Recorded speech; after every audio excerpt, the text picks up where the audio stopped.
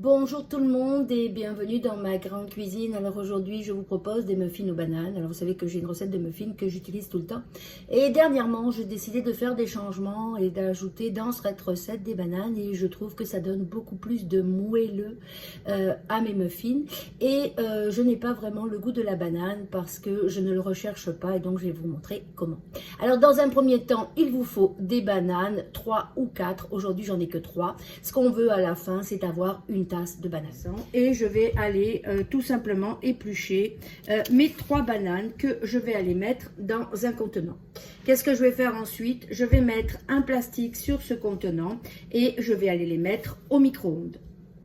Alors, pendant que mes bananes sont au micro-ondes pour 4 à 5 minutes, alors vous pouvez mettre 3 minutes, vous les regardez, puis vous remettez 2 minutes parce que vous allez voir le plastique gonfle, donc il faut laisser sortir la vapeur, il faut faire attention pour ne pas se brûler, et après on les remet. Je vais aller commencer. Donc ici, je vais prendre 3 œufs et je vais aller mettre avec mes 3 œufs une tasse de sucre. Alors cette partie, vous pouvez la faire à la main ou vous pouvez la faire au robot. Alors moi en général je la fais au robot. Voilà. 3 œufs. Et une tasse de sucre. Alors vous savez qu'au Québec on travaille beaucoup en tasse. Donc une tasse de sucre. Voilà. Et je vais aller mettre à tourner dans mon robot. Alors une fois que vous avez monté vos jaunes avec le sucre, enfin que vous les avez battus, on va aller mettre une tasse de yaourt. Moi, j'aime bien prendre un yaourt un peu gras, mais ça marche aussi avec n'importe quel type de yaourt. Et on va recommencer, bien sûr, à touiller. Alors, une fois qu'on a fait ceci, je vous ai remis dans un bol différent pour la simple et bonne raison que sinon, vous voyez, le côté argenté se reflète. Alors, vous voyez, je vais aller sortir mon bol. On fait toujours attention quand on sort son bol du micro-ondes parce qu'il est très chaud.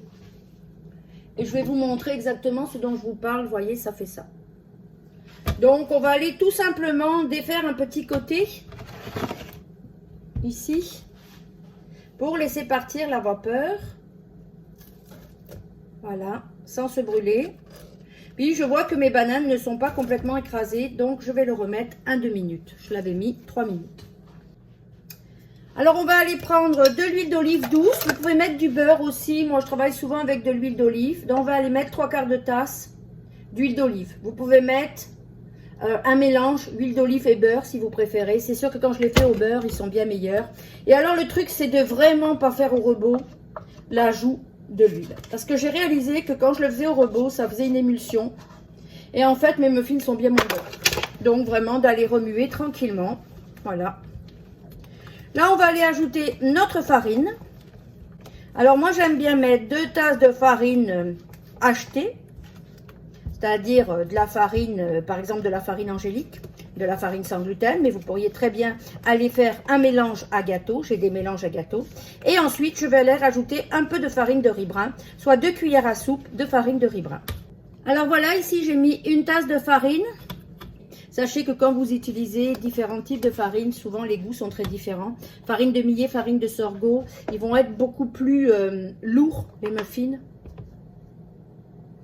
Moi, je ne tasse pas, juste je secoue comme vous le voyez. Voilà. Donc, 2 tasses de farine. Alors, pour la version française, la prochaine fois que je le fais, j'essaierai d'aller vous peser. Comme ça, je vous mettrai dessous en grammes. Voilà. Donc là, j'ai mes 2 tasses. Je vais aller remuer. Alors, c'est tout simple. On remue à la main jusqu'à temps qu'il n'y ait plus de grumeaux, bien sûr. Puis, je vais aller ajouter de la farine de riz brun. On pourrait rajouter du millet, du sorgho, du riz blanc. Ce que j'aime bien dans la farine de riz brun, 2 cuillères à soupe comme je vous disais. Ce que j'apprécie beaucoup dans cette farine, c'est que je trouve que les muffins tiennent beaucoup plus au ventre. J'ai moins faim. Voilà. Alors je vais vous montrer la texture. Voilà. Je vais aller mettre, alors pour la France, un sachet de levure. Pour le Québec, de la poudre à pâte. Et maintenant, je vais aller m'occuper de mes bananes. Alors là, c'est toujours chaud. Alors, une fois que vos bananes sont fondues, vous allez voir vraiment, les bananes vont fondre. Je vais vous montrer la texture qu'on attend. Voilà. Alors, voilà la texture attendue. Je vais vous montrer, vous voyez, à peine on appuie. Voilà. Alors là, on va les mettre dans une passoire parce qu'on va aller enlever le jus. Alors, si vous voulez que vos muffins aient le goût de la banane, je vous le montrerai une autre fois. Il faut garder le jus, en faire un petit sirop, puis le rajouter. Mais moi, je ne veux pas que mes muffins aient le goût de la banane, donc je vais aller filtrer et garder que la pulpe. Quand je fais vraiment des muffins aux bananes, qui sont juste pour le goût de la banane, je vais aller garder ce jus. Et je vais aller garder juste ceci. Je ne garde pas le jus que je ne vais pas utiliser. Donc ceci, je vais le laisser bien sûr revenir à température ambiante. Je ne vais pas le mettre directement dans mon plat parce que c'est beaucoup trop chaud. En attendant, je vais aller mettre des pépites de chocolat. Donc moi j'aime mettre une tasse de pépites de chocolat. Vous pouvez mettre des noix.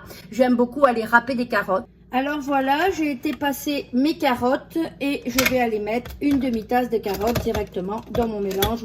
Alors dans le sans gluten, je laisse en 25 minutes ma pâte reposer avant de mettre mes muffins au four.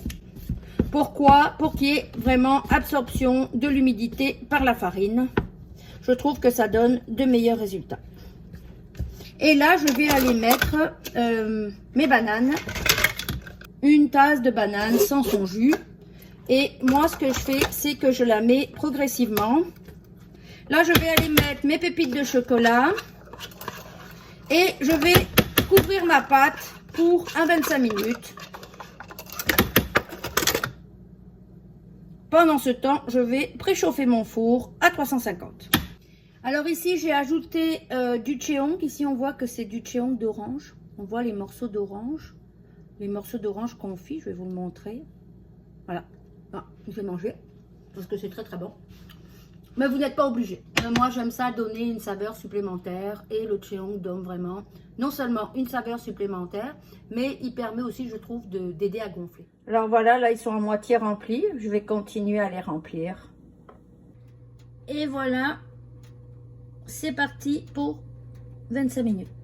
Alors les voilà, ils viennent juste de sortir du four. Ils sont restés 30 minutes. On va les laisser reposer. Alors moi, ce que je fais souvent, c'est que je les sors. Puis je les laisse reposer sur une grille.